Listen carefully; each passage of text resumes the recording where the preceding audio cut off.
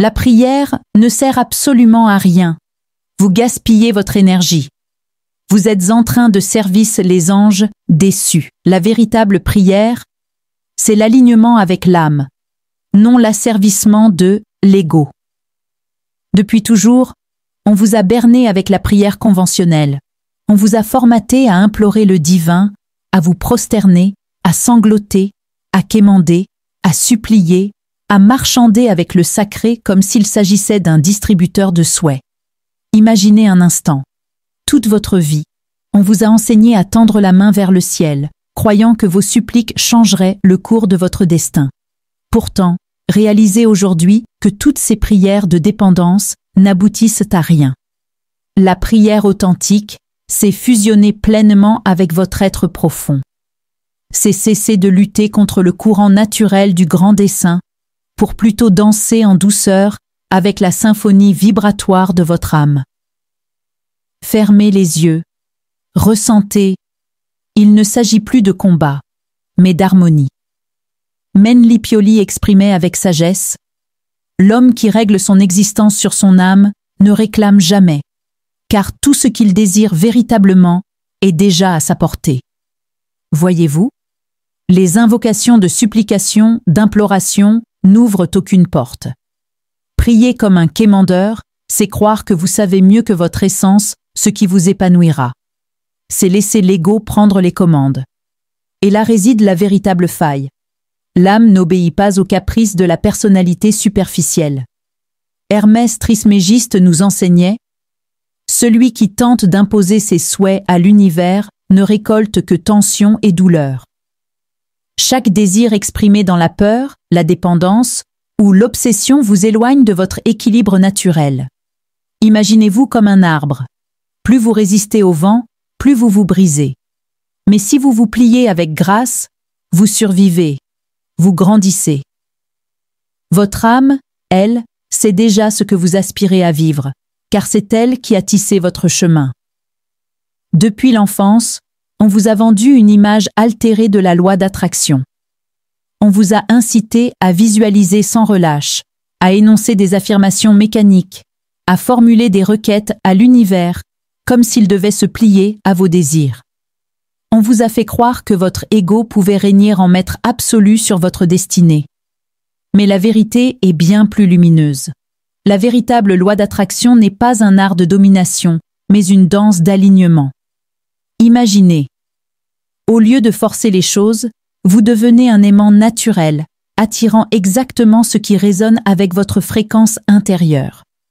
En élevant votre vibration, sans pression, sans attente, vous laissez les bénédictions trouver leur chemin jusqu'à vous. Eliphas Lévi disait: l'homme ne commande pas l'univers, il se synchronise avec lui. Imagine un instant. Et si ce que tu attires dans ta vie n'était pas dicté par tes désirs, mais par ton véritable état énergétique? Ce que tu souhaites de toutes tes forces n'a parfois aucun pouvoir si ton essence intérieure n'est pas en harmonie avec ce que tu recherches. Tu ne peux pas imposer ce qui n'est pas en accord avec ton essence profonde. C'est tout simplement irréalisable. Si quelque chose tarde à se manifester, ce n'est pas un hasard. Cela signifie qu'il n'est pas intégré dans le schéma vibratoire prévu pour ton cheminement d'âme. Ce n'est pas prévu pour ton élévation actuelle. Alors, pourquoi continuer à lutter?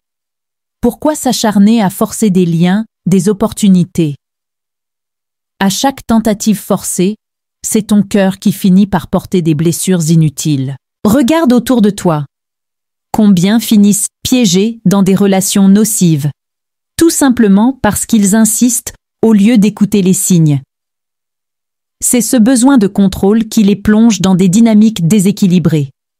Ton âme, elle, possède une vision plus large.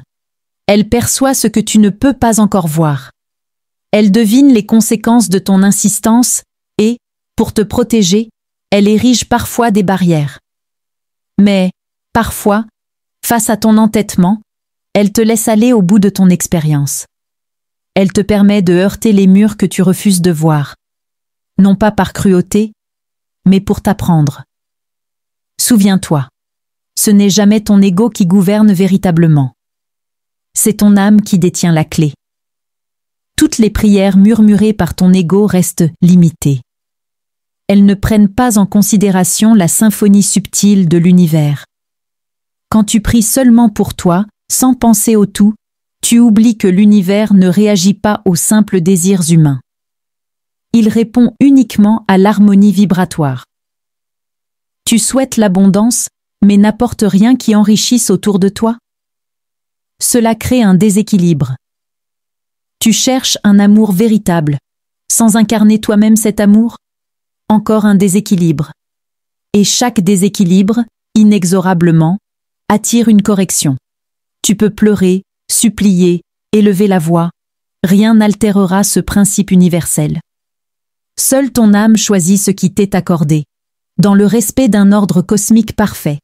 Et toute opposition à cet ordre entraîne non pas une punition, mais une leçon. L'homme propose, Dieu dispose. Une phrase ancienne, mais ô combien réelle. La majorité des douleurs humaines naît de l'attachement à des mirages qui n'ont jamais été destinés à eux. Il est temps de cesser de réclamer à Dieu, de cesser de parler sans écouter. Il est urgent d'apprendre à percevoir les réponses dans le silence.